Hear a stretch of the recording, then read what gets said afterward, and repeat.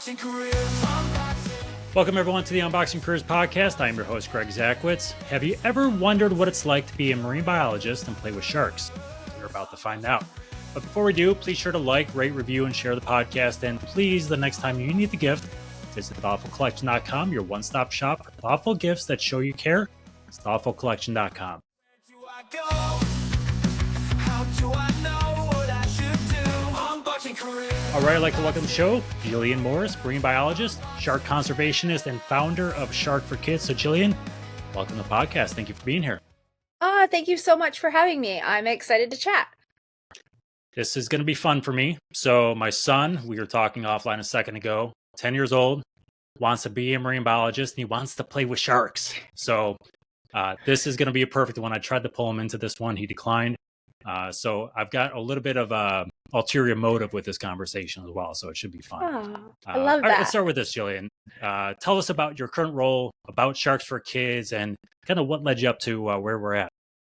Yeah, so I wear a lot of hats, being a founder of a nonprofit, especially when you start out. So businesswoman, scientist, the photographer, content creator, all the things, curriculum developer, visiting schools. I actually had a field trip today, so I got back not that long ago, taking grade 9 students from here in Bimini out to sea. We saw southern stingrays and 3 species of shark, which was really cool.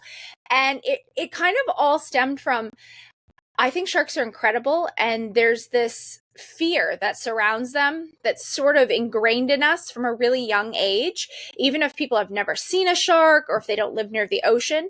And so I wanted to teach facts instead of fear so that kids grow up with all the correct information to make a decision versus just what they've kind of been bombarded with in the media.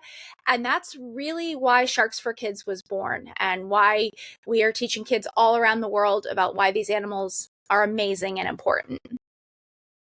So what is it I'm assuming at an early age, you can correct me if I'm wrong here, but what is it about sharks that just appealed to you and made you want to go into a career into something related with sharks?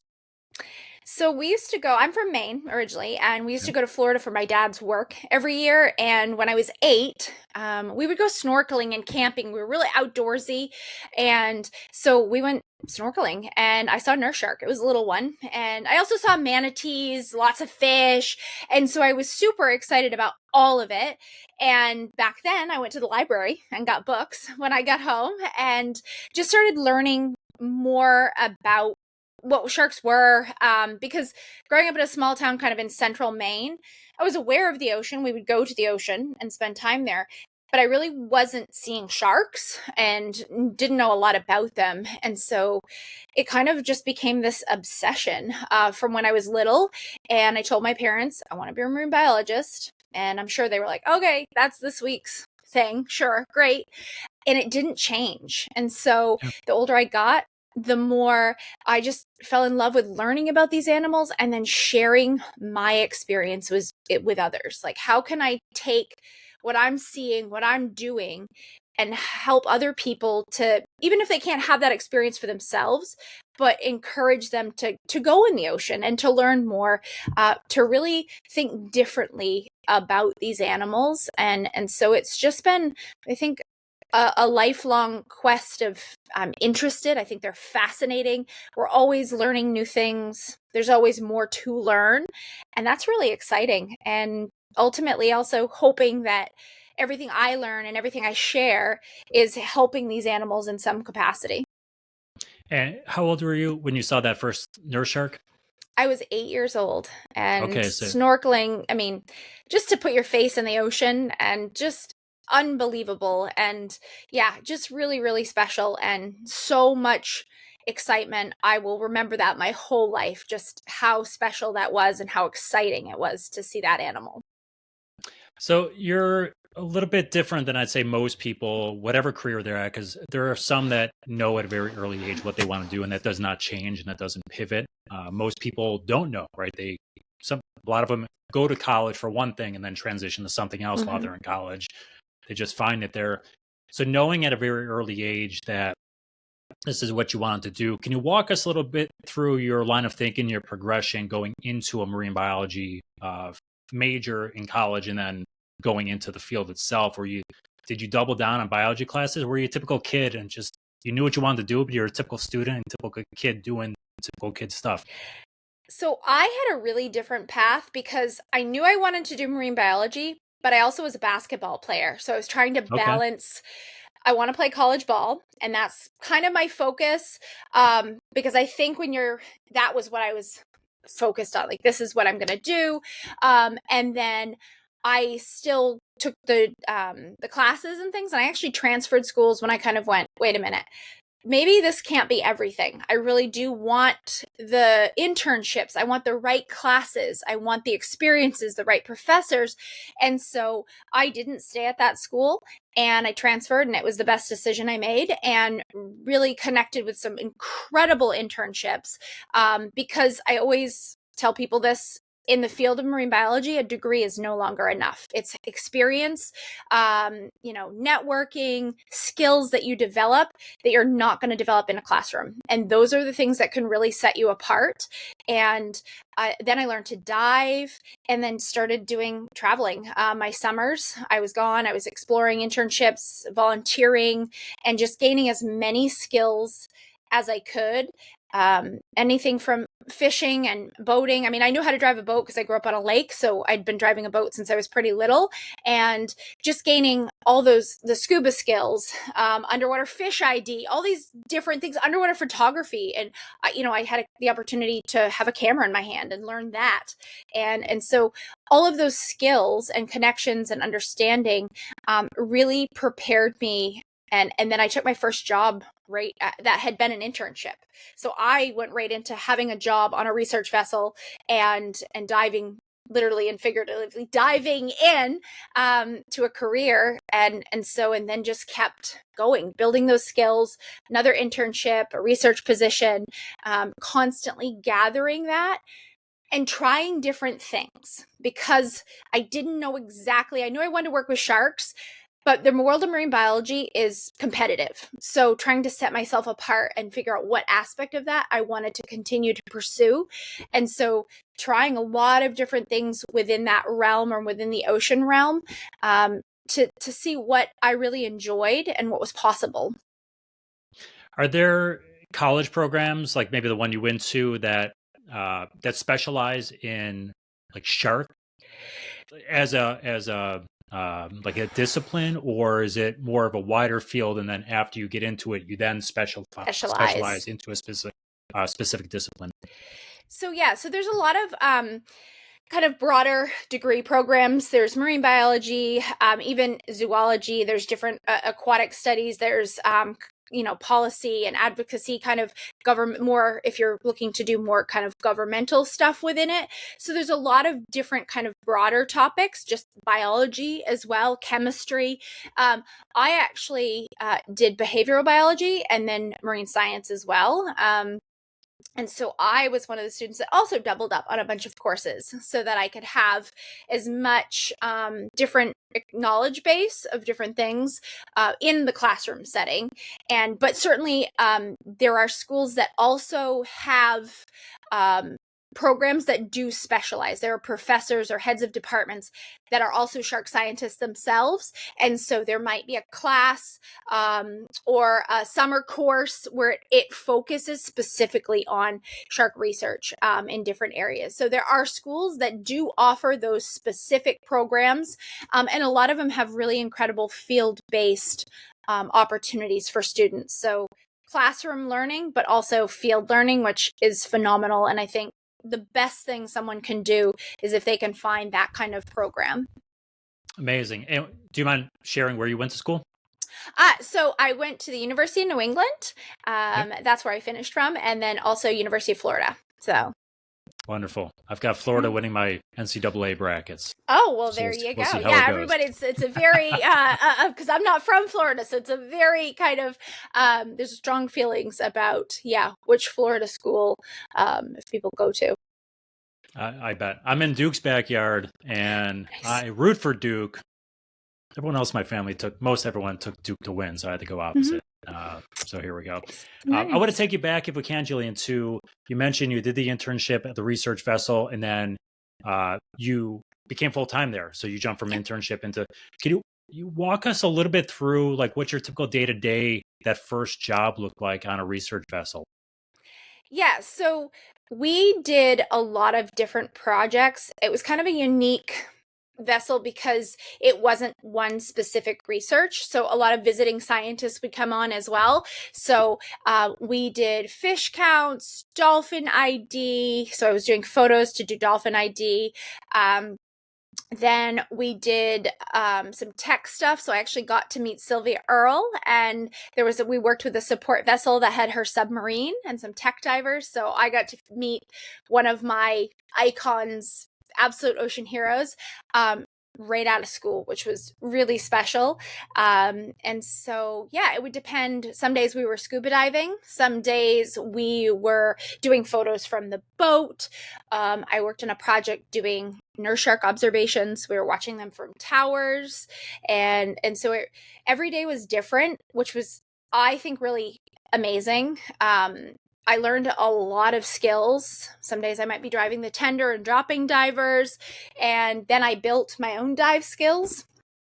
And so, yeah, every day, it was early starts. We traveled. We did a lot of stuff in Florida, but we also traveled through the Bahamas. So it was my first kind of connection to the Bahamas. And so, yeah, every day was different, but every day I was building new skills, which I think really set me up for being able to then figure out what I liked, what I didn't like, and explore more opportunities within those things that are like, oh, this was really interesting.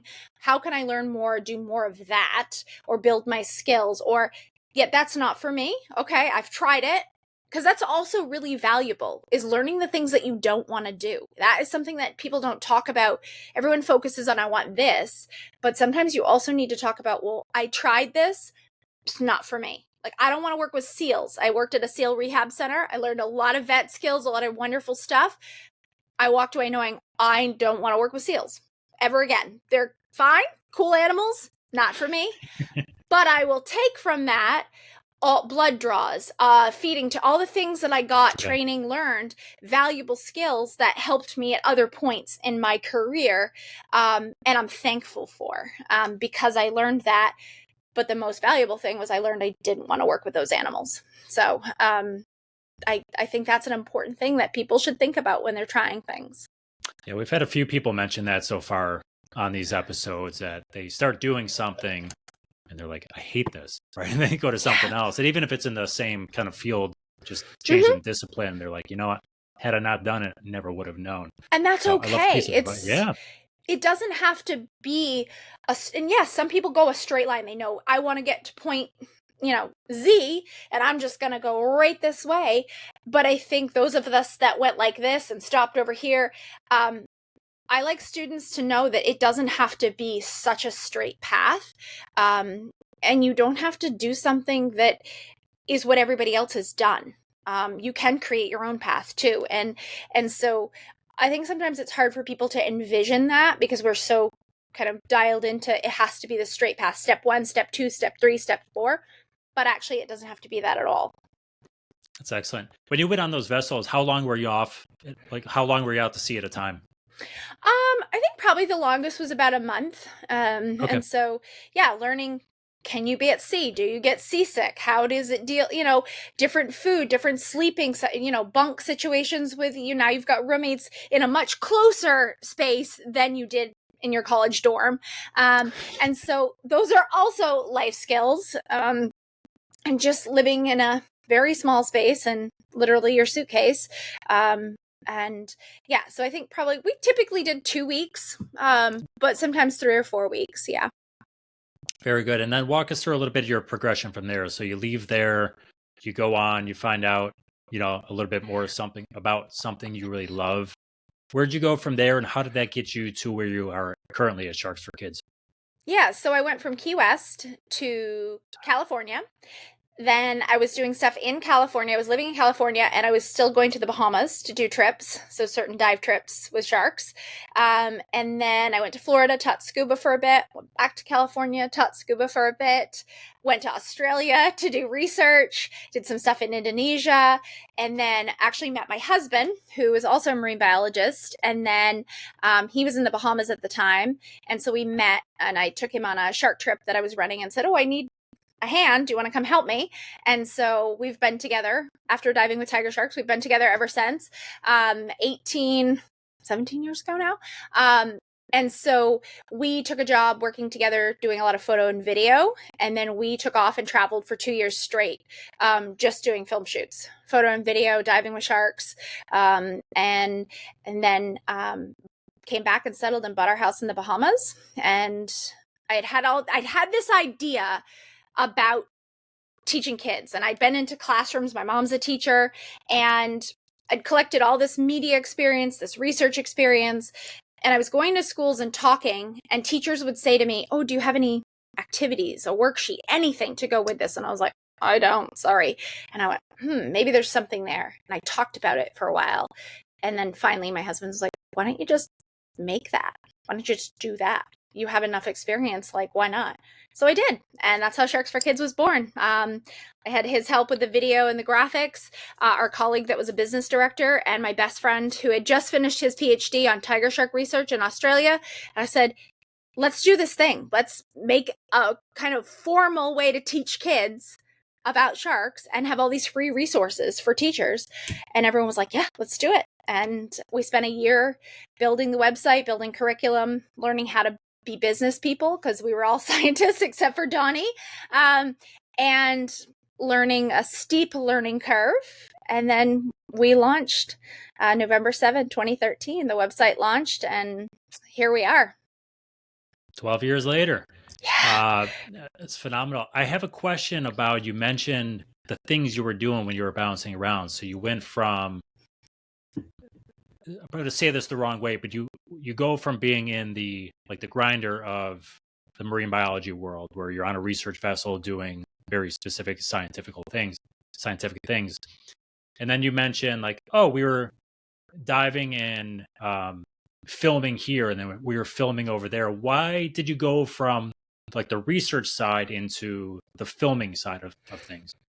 So, I mean, to be completely honest, there weren't a lot of jobs. There was different, and I wasn't sure. I didn't want to pursue the PhD program that I had looked at. It was kind of set to then head to academia, and I didn't want that. So I was like, okay. And that was a thing I had tried to see. I went out, worked on the project, decide if that's something I wanted to do. And at that time I was like, that's not the route. I want to be in the field, or I want to be teaching people about these animals. I wanted them to see what I'm seeing. And if I can't put them in the ocean, I want to be able to share beautiful photos and videos and tell the story of these animals and these scientists, because every person needs to see that. Not every person's going to be a scientist and have access to all the data and do all that, but every person, we can connect them to the ocean through photo and video. We can. And now as technology has changed, it's easier every day, right? And so I think for me, it was really trying to figure out, how do I tell their story? And the easiest way was visually through photo and video. And I think I'd done a bit of it, but then my husband was doing that kind of full time when I met him. So it was like, well, let's just go do this. We can go travel and, we're going to work for Nat Geo. We're going to work with Discovery. We're going to, oh, wait, we're going to New Zealand. Okay. We're going to Indonesia. Okay. We're going to Australia. We're jumping on a boat and doing this. It was amazing. Learned so much, got to see some incredible places in the world.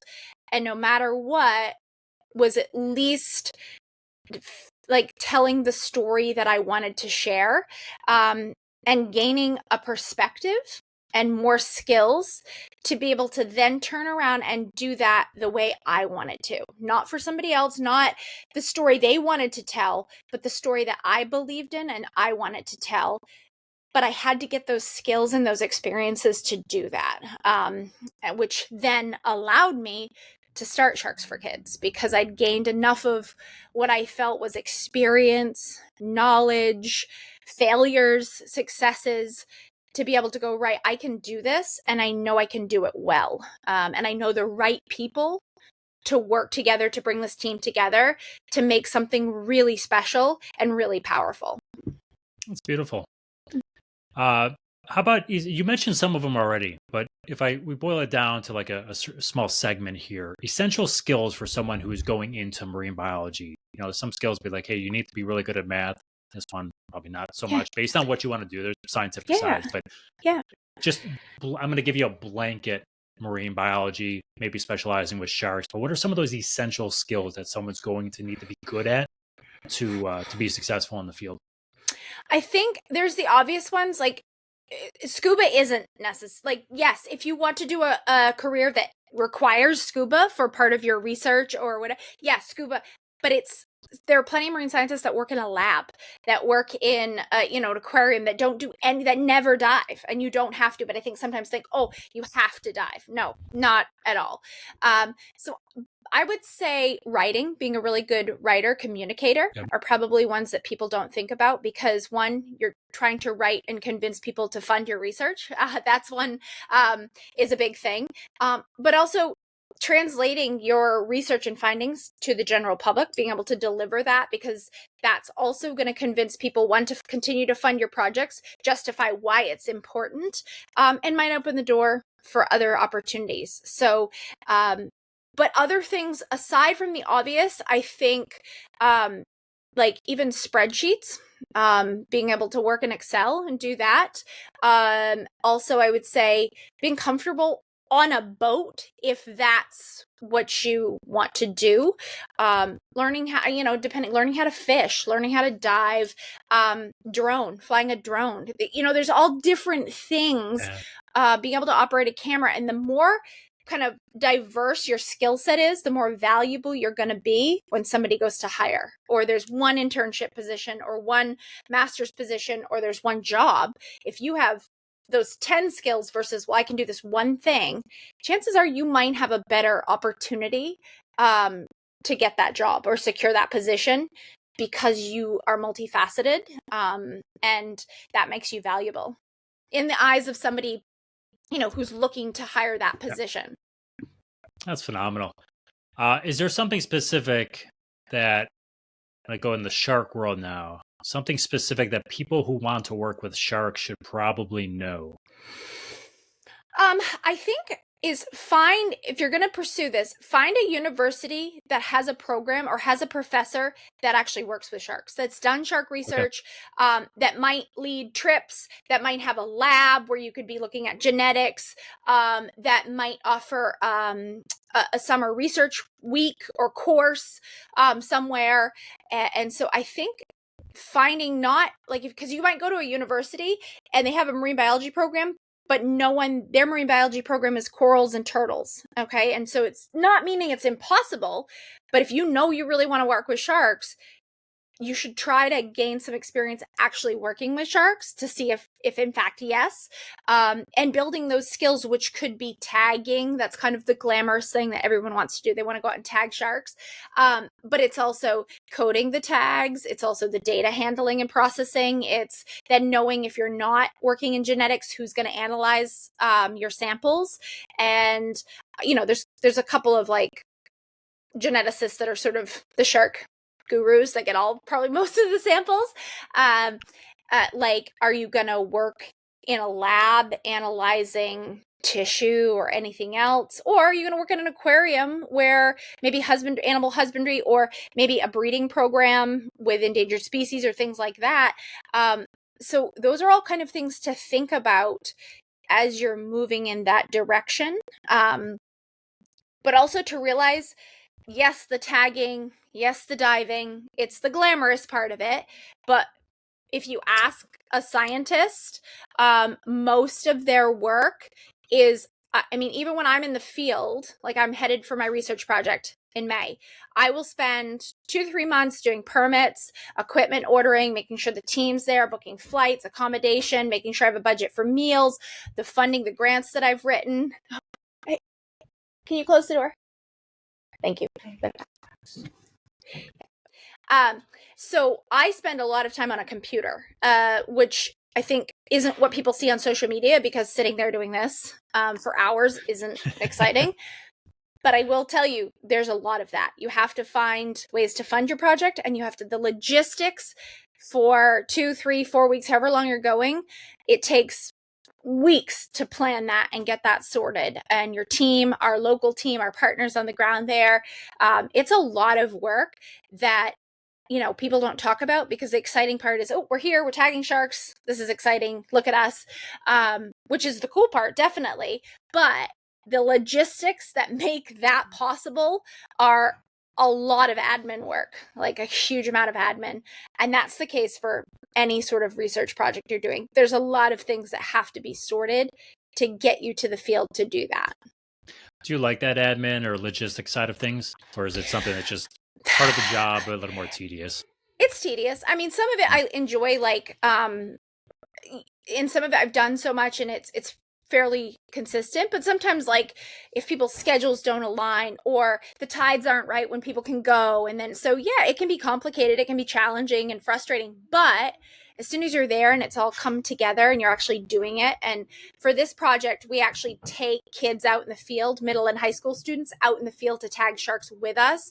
So when you get those kids out there, they get to touch the shark, they get to see a shark, and they tag their first shark, and there's just the joy and excitement on these kids. It's really, really special. And so all the stuff that wasn't fun, the spreadsheets, the ordering, the logistics, it doesn't matter, because they're now getting to do that, and it's so incredible. And that could be without kids involved either. Like, once you're there actually doing it, it's all worth it. Okay. I have a question about the people that swim with the sharks. So I'm always thinking, I know nothing about this, but I'm assuming if you're out there swimming, you obviously watching TV, you see the great whites or whatever, but if you're out there swimming with the sharks, I assume you're probably like the cream of the crop of that particular group, and that's why you're out there. It could be a completely wrong assumption. Can someone jump in, be pulled into something that knows how to scuba, and they're like, hey, go on about it? Or is that something you kind of have to, seniority wins on those things? I think it's your training, it's your skill set. So you don't have to be a scientist to dive with sharks, right? You don't even have to be a diver. There's snorkeling and free diving, and every dive is different. Like, I had students today with little black nose sharks and nurse sharks, snorkeling and stingrays. Okay, these are smaller sharks. It's a different situation. Would I take students and put them in with a great white? Absolutely not. So it's very, very different. There's a great hammerhead dive here in Bimini. That's you sit there. It's pretty shallow. You see these beautiful animals. So that is available for, you don't have to be some advanced superior diver to enjoy that. But if you're starting to do skills, photo and video underwater, transects underwater, anything else that you might be working while on scuba, so you're no longer just thinking about scuba, you're multitasking underwater, those are things you're going to want to practice, and you're going to want people to be skilled at. First and foremost, to keep everybody safe. I mean, that's the big thing. And so it's not that it's not open to everyone. But some people, scuba's, that's it. They can focus on that. That's all they're going to do, and that's fine. So it's not for everybody.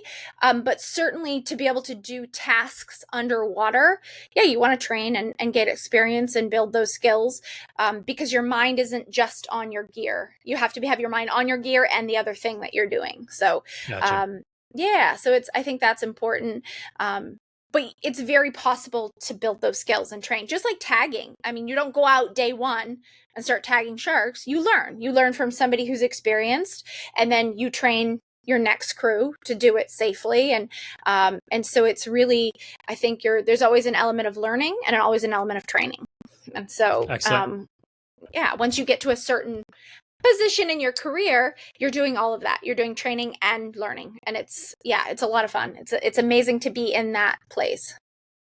That's awesome. I'm going to ask you a question you might have answered 2 minutes ago with your administrative work, but I'm going to ask it anyways, just in case there's something else that maybe jumps off the mind to you. But if not, we can punt on this one. A lot of fields, people go into it, and there's something that either no one really tells them, or they're kind of like understated on there. Is there anything for someone going into marine biology that I just don't think of, and that no one ever tells you about it, that you should probably know going in?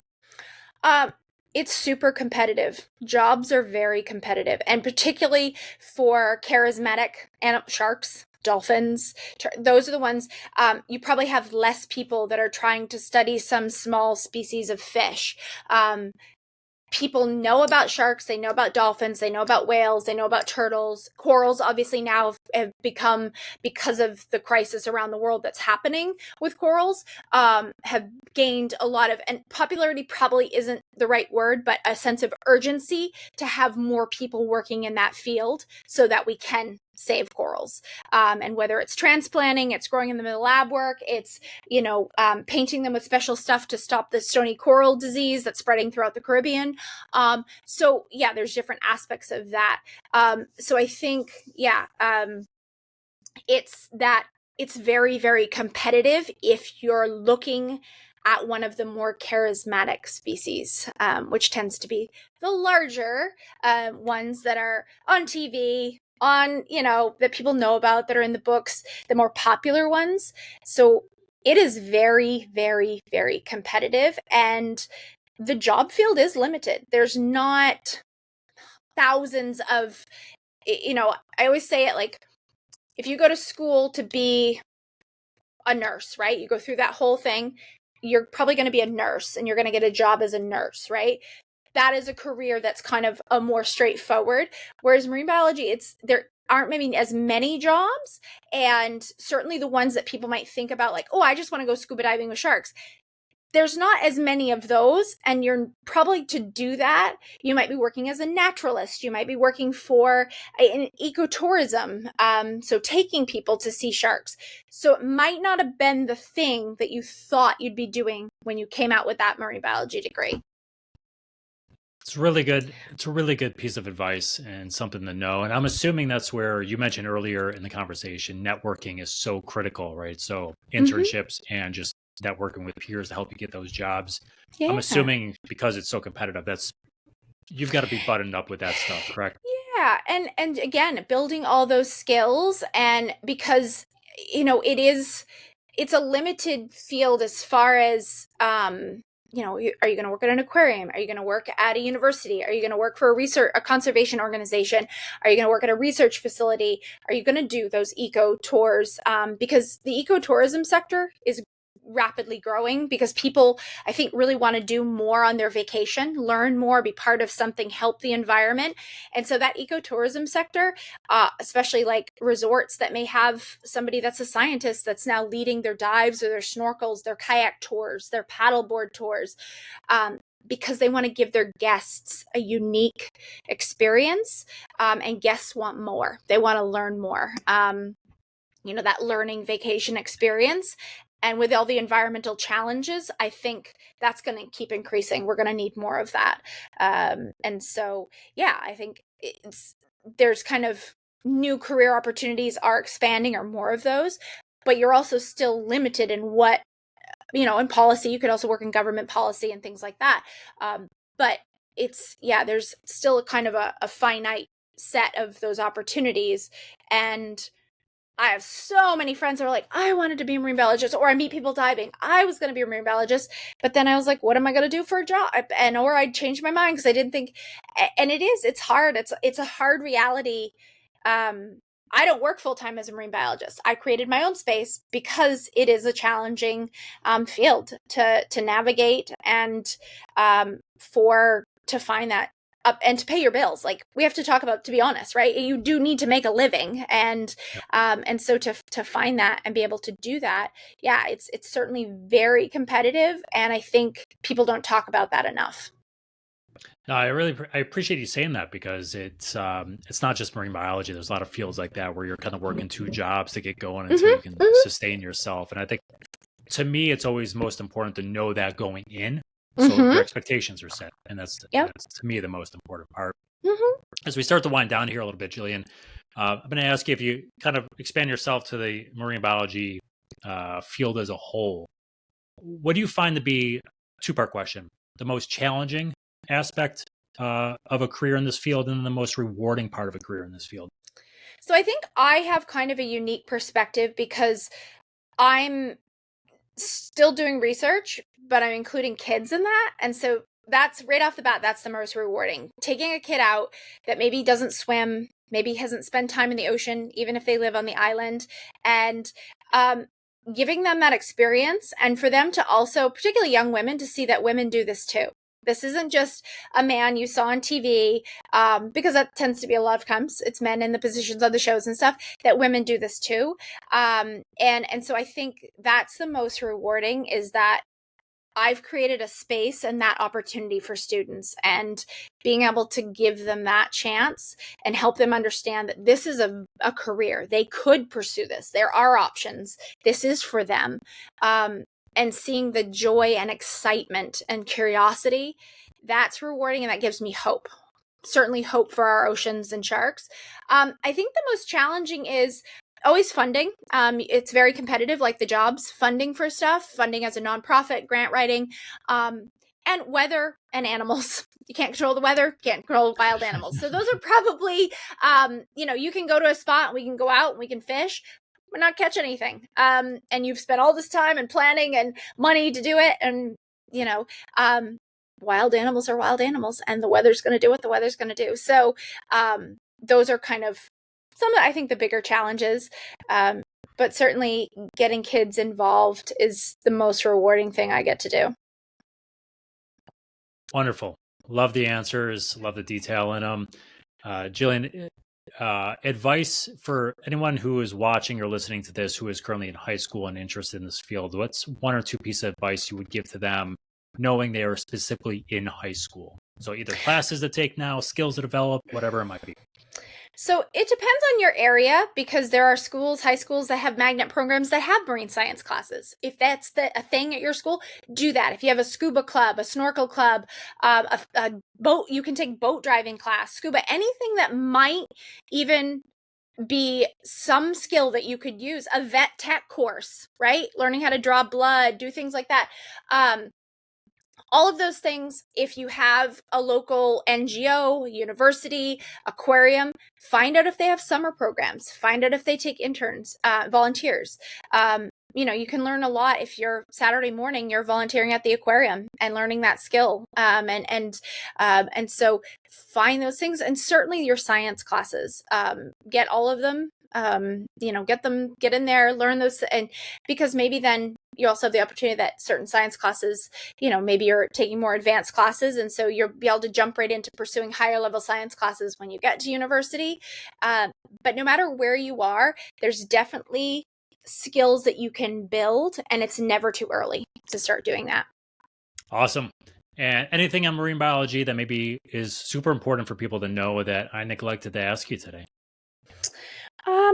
No, I think it's just, and I don't say that it's competitive to discourage anyone. I think it's just important for people to know that, yeah, it's possible.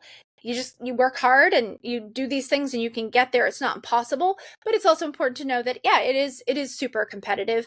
And to just be aware of that, to set yourself up for success with all the things that you can do starting in high school, in college, to then, help you achieve your goals. Yeah, it's definitely not a knock on the person itself either, right? So No. everyone applies for jobs they don't get, right? Regardless of the field, it's not a personal knock on you. So again, No. to me, it's expectations, right? If you know that going in, it's hard, that you got to take more shots at or swings at the ball, whatever it is, to kind of get it. So I really appreciate you saying that. Jillian, if you had to choose a different career that you think you'd be happy in, what do you think you would choose? Oh, well, I've had science media, I've had all that, which is right now. I think I'd probably go back to the ecotourism. I really love, that would be things to take people out and to teach them about the animals and take them to have that experience. I think would be something that I've done before, but I could go back to, just because it also is really amazing to take people in the water to see things and to learn, and to share that with someone, maybe if they were afraid and now they're in the water with sharks and they realize how incredible these animals are, and you've been able to make that possible for them. That's really amazing. And yeah, I think I'd go want to do it in like the Maldives or somewhere, probably where, something like that. So I think I'd probably want to be doing something like that. Awesome. And where's your favorite place to dive in the world? Just for fun, not for necessarily for marine biology stuff, but just for fun. Where do you enjoy diving the most? Places I've been, like Australia was amazing. The Great Barrier Reef was sort of one of those wish list, bucket list places I got to dive. Um, but I love right here in Bimini. I Yeah. love my backyard. The animals are incredible. You never know what you're going to see. There's lots of sharks, which always makes me happy. We have really clear water, great conditions, so pretty spoiled. And I love it. It's a different dive every time, and it's really, really special. And yeah, it's an amazing place. That's awesome. I don't dive. I have a guy I play softball with. He takes a trip somewhere around the world every year with his wife, and they go as a big group and they dive. They were in Indonesia last year. Oh, very but cool. I live vicariously through him because I talk to him. He tells me all about it. He loves it. So Cool. always curious to see where you'd like to go. So, Yeah. well, Jillian, thank you. It was a pleasure today. If someone wants to reach out, ask you any questions about your career or find out more information about Sharks for Kids, we'll link it. We'll link it on the website, but why don't you verbally let people know how they can get a hold of you or Sharks for Kids? Yeah, so it's www.sharks4kids.com. You can follow us on social media. On Instagram, we are at Shark Education. But if you look up Sharks for Kids, it'll pop up. And I am Bimini Shark Girl on my social media, or shark-girl.com is my website. But it's also linked through the Sharks for Kids site as well. Phenomenal. So Jillian Morris, everyone, marine biologist, founder of Sharks for Kids. Hope you enjoyed today's episode. If you want to explore other careers with us or share yours with us, please visit our website to find out more. Until next time, be good, do good, God bless, and go Bills. Unboxing careers.